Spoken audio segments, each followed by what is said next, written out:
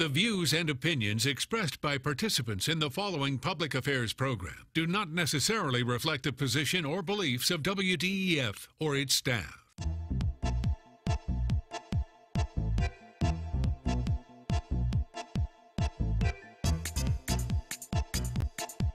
Since 1954, this is Point of View, the world record-holding public affairs program produced at the studios of WDEF-TV Chattanooga and with underwriting community support.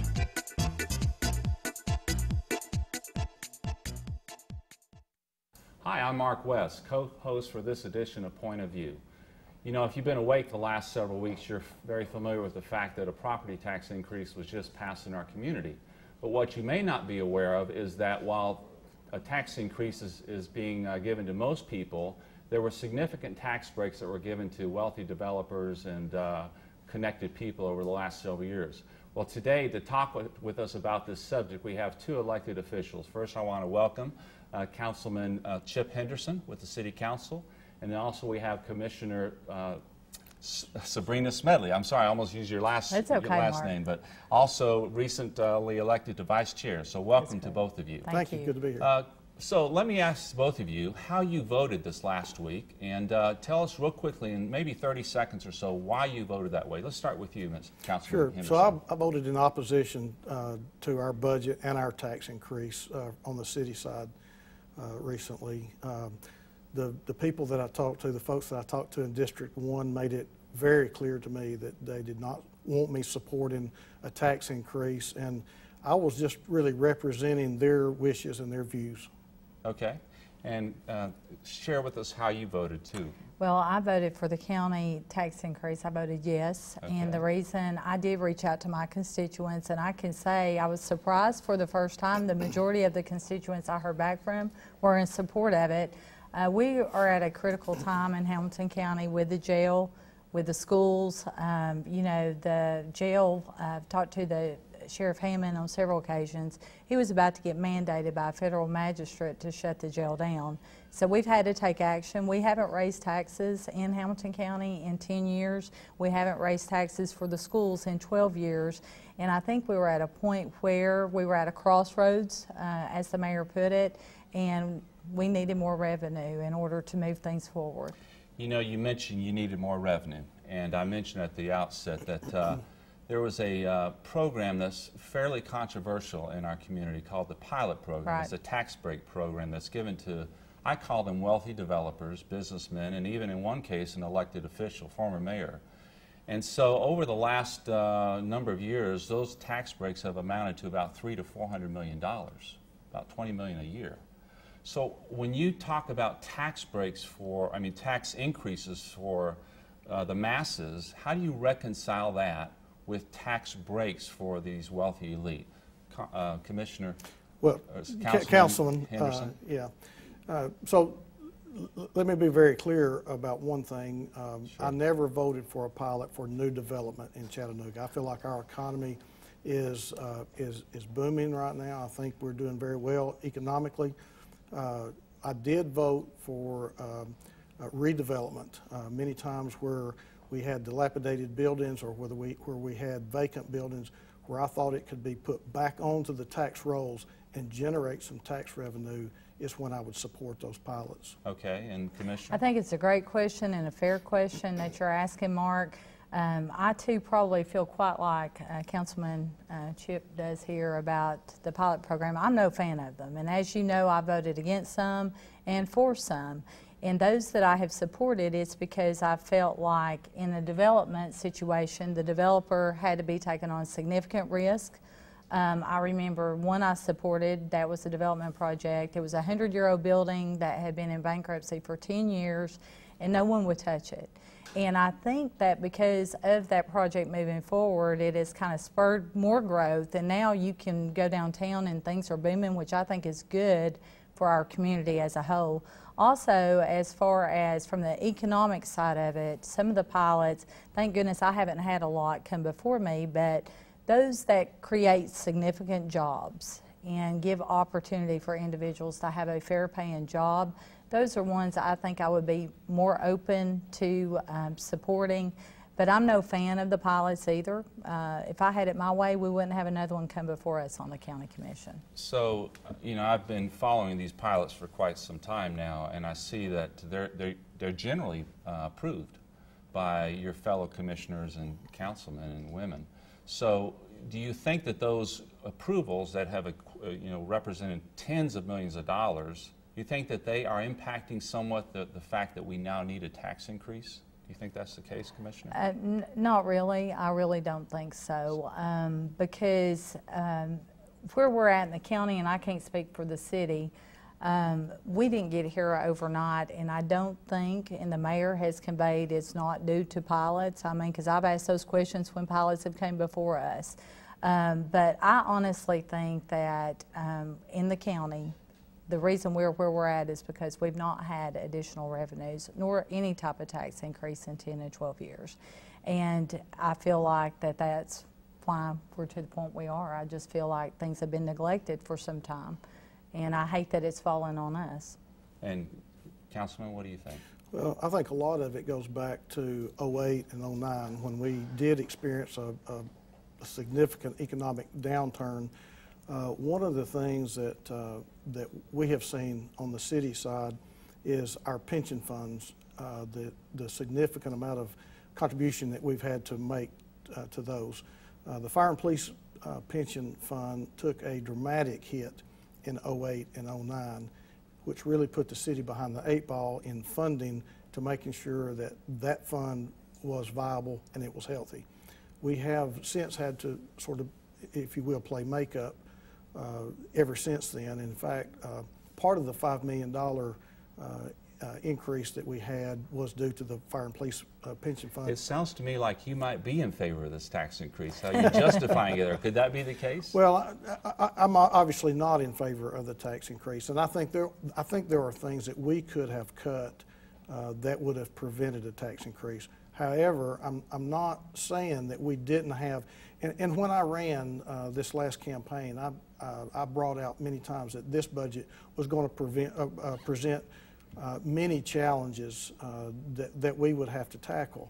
Now, we tackled it ultimately with a tax increase rather than taking out our knife and whittling away at the budget and making some needed cuts. Can I add something to that? I think he made a good, valid point about back in 08 and 09. You know, I'm in my 3rd year of office, and back in 08 and 09, those were challenging times. And I recall that the residential sales, they were down 32%.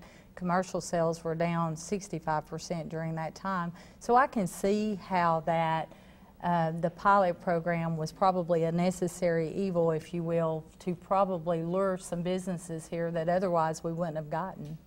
Well, I hope each of you will take a look strongly at this pilot program, because I hear from a lot of people that they're really struggling with the idea that well-connected people have gotten big tax breaks while the masses are now getting ready to write checks for tax increases. But I want to thank you, Commissioner, for joining us. I'm sorry, Commissioner and Councilman, I just can't get that right. I know it, but I keep goofing that up. But thank you certainly for coming on, and we look forward to staying in touch with you about this issue in the future. Yeah, thank you for the opportunity. Up next, balancing family and career as Point of View continues. It takes less than 1 minute to find out if you may have prediabetes, and you can do it here. So what are you waiting for? Just go to the site. Hello and welcome back to Point of View. I'm your co-host, Donna Christian Lowe. Joining me today are 2 special ladies and friends, Miss Shannon Roddy, the wife of Chief David Roddy. Welcome to the show. Thank you. And, of course, Candy Johnson, wife of Dr. Brian Johnson, our new superintendent. Welcome, friends. Thank you. Thank you for having us. Thank you for coming. I know that everyone's trying to talk to you ladies right now, so I feel honored that you're here. But let's tell them a little bit about you. So, Shannon, tell me a little bit about your background, a little bit about who you are, because I know, but the viewers don't. Okay. Well, I'm a Chattanooga girl, born and raised here. Love Chattanooga and have a heart for the city. Been in education for over 20 years, first as an educator in the classroom and now as a media specialist. My heart and focus is my husband and my children and our faith. Nice. And so just honored to be here. Nice. And you do a lot on marriages. We'll talk about that in just a moment. Great so love Candy, for marriages. A little bit about your background and who you are. Well, I'm a little bit different. I'm a Clarksville native, a community that I have invested in, but now I'm ready to invest in Chattanooga. So I've spent probably the last 15 years in public service, working in policy, education, and government, and doing some consulting as well. And so my passion is being able to give back to the community and seeing a more prosperous community wherever it is that I'm involved. Well, you talked about, we met and we talked, and one thing you both have in common is where you're grounded and rooted. So you mentioned that, but talk about that again, because when Chief was inaugurated, he mentioned you were his moral compass. So talk about your foundation. What is that? So the compass has a very strong meaning for our family because Christ is our first compass, and we use that to guide us in our marriage, in our family, and ultimately in everything that we do. So one of the things has to do with marriages and being there to help other families as they navigate either marriage itself or being a police officer in Chattanooga, and what marriage looks like for a first responder. And I know firsthand that marriages in any kind of life like fire or police, it is, the odds are stacked against you, 50% divorce rate. So the fact that you guys are focused on that, and you have a new platform to focus that on. So we're excited. So the same for you, Candy, but you talk a lot about, with me, about your foundation. What is that foundation? So our foundation for both of us is a foundation of faith, and also, you know, working together as partners. We definitely complement each other, and so giving back and a life of service. And we've both worked in education and then also in government and community, and with our church, first and foremost. So. Well, and you talk about, you know, part of the segment is about power and partnership, right? But sometimes we don't always go to the spouse and wife power and partnership, but this truly is a partnership. Do you ever try to do Chief's job, or do you ever try to tell him, hey, you need to do this, or rethink that? I try to be a sounding board, a safe place, a place where there's no judgment, and we always try to look at things from a we perspective. We've talked about that. And just be present, and sometimes being present for that person, for him, is the most important thing. And so that's how I support him, is by being that person for him. I like that. You know, and I might not be as inclined to help an officer do their job, but I would certainly help Dr. Johnson, if he was my husband, do his job. Do you find yourself, because you guys have some similar background? Yeah, I learned early on in education. We worked together previously. So he worked for the Montgomery County School District, but I was actually at the central office before he arrived. So, you know, we had our challenges early on because he knew instruction. He was an expert there, and I knew community and business engagement. And so we found that happy medium of, you know, I don't tell him what to do. I read things. I give him the opportunity. So we can't ask you to send messages to him? Okay. It's not going to happen. Oh, we need to put that out there for the viewers. No messages to Candy, right? Yeah, definitely. And I think, you know, going back to that faith, when you're in a partnership, I believe the Lord gives you what he doesn't have and gives him what I don't have. And so we're able to work together in that way. So I allow him to ask questions. I don't offer advice, and I learned to do that early on. Well, you guys are both in your own right successful. You know, if we remove the husband from this, you're successful. You're a school teacher, now you're a media specialist. I know you're not working right now, but policy. Oh, I'm working. the director, you were all these things with the chamber, but tell us, where do you want to go in your career? You've got it all right now, is what people think, right? But where do you want to go? What's the next thing for Shannon? I think I want to continue working with marriages, supporting marriages, whatever that might look like. We right now are involved in Serving Marriages, which is a group that works with first responders across the nation and supporting their marriages, and then continuing to do the work with Chattanooga Police Department and our Family Academy. So I would really like to continue supporting marriages because we have such a passion for it. None of us would be sitting here today if we didn't have a strong marriage and if we didn't have strong faith. So that, for me, is probably where I would like to continue to move. And then professionally, in my career, wherever that takes me. Right now, I'm excited about the leadership roles I'm working on in my school. So that's. And what about you, Candy? We have about a minute and a half, but what about you? Where do you see yourself going? Because I know you've already been recruited. Well, I mean, all of this is new for me. So since I was 15, I've always worked. So coming to Chattanooga and not having a plan, I always have a plan. I'm just really allowing the Lord to lead that next step so that it's not really defined. It's open, but I know that I want to continue living in the life of service beside my husband or in another role. So we'll just see what that brings. So we have 2 minutes wrapping up. We got to know something funny. Now, I know a lot of things, but I told you both I wouldn't share those funny jokes and stories, but what is something funny about you that people might not know, excuse me? Might not know. Is there any names or nicknames or anything, maybe even about the husband? Just go out on a light note. I think for me, it's the fact that I think God has a sense of humor. We hear that.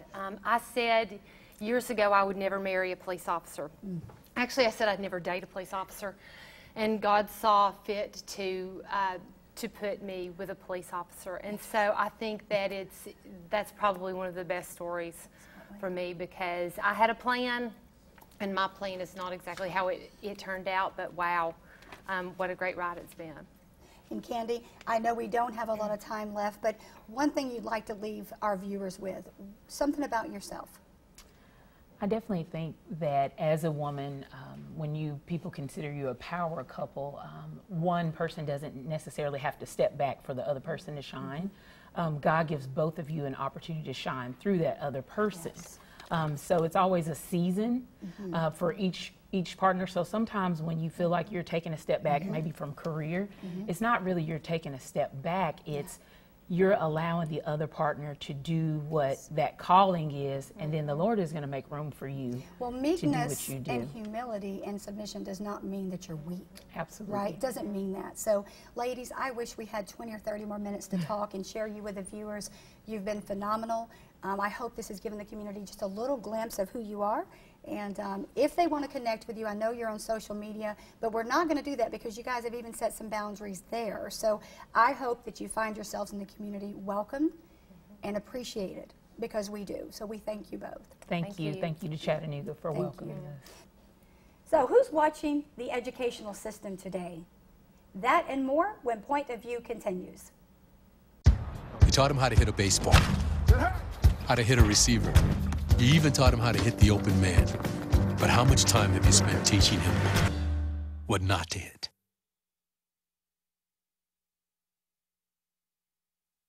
Welcome back to Point of View. I'm your co-host, Melody Shikari. And here today, we're going to talk about education with local education nonprofit Unify Ed. We have the executive director, Jonas Barrier, and one of their APEX steering committee members, Carrie Garrett. Thank you so much for coming. Thanks for having us. Thanks for having us. So let me know, what is concerning you the most about the school system these days? I know that you both know we've had some concerning news this week about the state of our education system, and we have had a vote to increase taxes, to get some more funding, but where that funding is going, and what concerns you the most, and what is your group working towards today? Sure. So actually the things that are concerning us the most this week are the same things that were concerning us last week and the week before. About 3 years ago, Unify Ed did a deep listening tour in the community, and what came out of that was our Pact for Public Education. And there are two main points in there that I want to touch on to answer your question.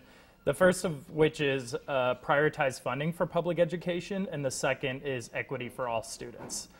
So this week, as you pointed out, we released a letter to ask the superintendent and the school board to address the prioritized funding for public education. Obviously, $100 million more dollars are going to go to the schools. Right.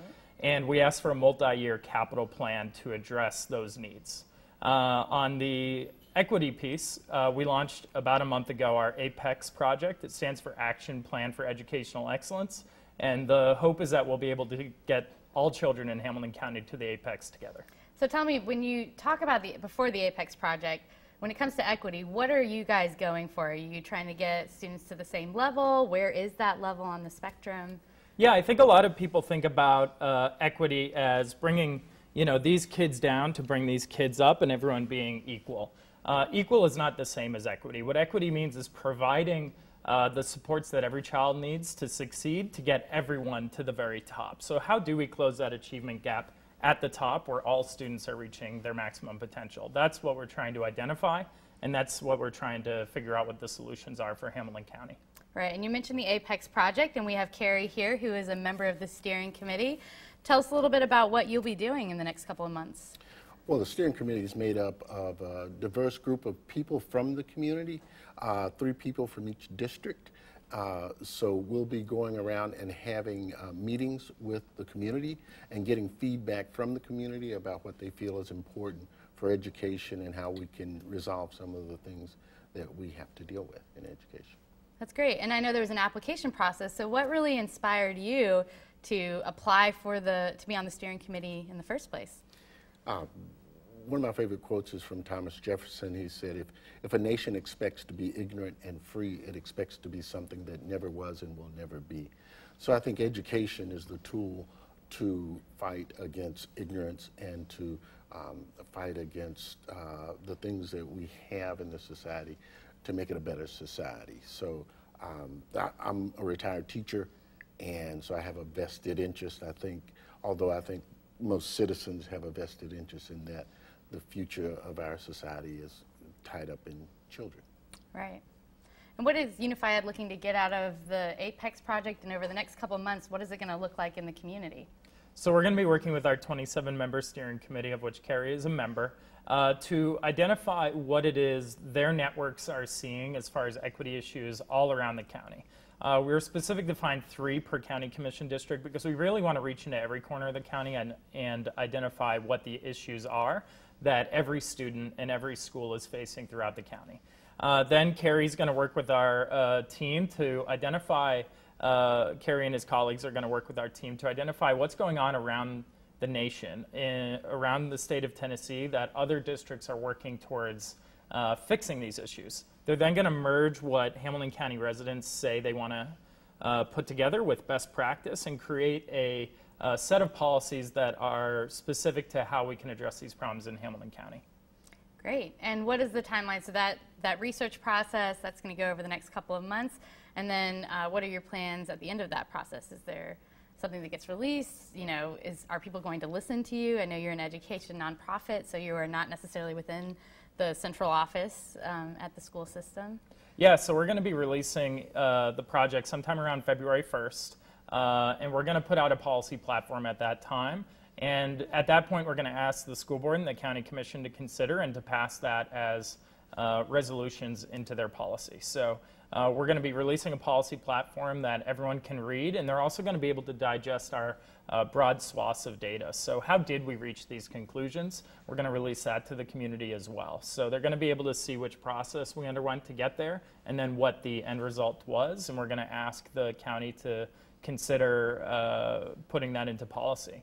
So a big piece of that is going to be working with the community to convince our neighbors that this is a really good idea, that the next step for our community is to address equity in Hamilton County schools. So we're going to be working with the Grassroots Steering Committee and their colleagues to talk to their neighbors and really get the word out. Yeah, I think it's interesting. Unify Ed started a couple of years ago, and you have had a couple of projects and initiatives, and this is kind of the next step. I think you mentioned 4 packs, and this was really to address the equity one. Do you have goals for next year and what you're going to be looking forward to after this project? I know this is a big project to be working on. I think we're taking it one step at a time. So we're going to work on equity first. It's a big thing. I don't think equity is sort of one of those, it's not like a light switch where you turn it on and all of a sudden you have it. It's a process. We don't think over the next year our work's going to be done. This is a 5, 10, 15-year project to really achieve universal excellence in all of our schools. But what we're really pushing for is for the school system to come up with a plan. So we'd like to see a plan not only around the capital budget that was released this week, but also around how are we going to achieve equity in the schools? What is the multi-year plan to get there? And that's what we're trying to work with the community to develop. Great. And for some of our viewers that might not know, what kind of reception have you all had in the community? I know you've had a lot of events.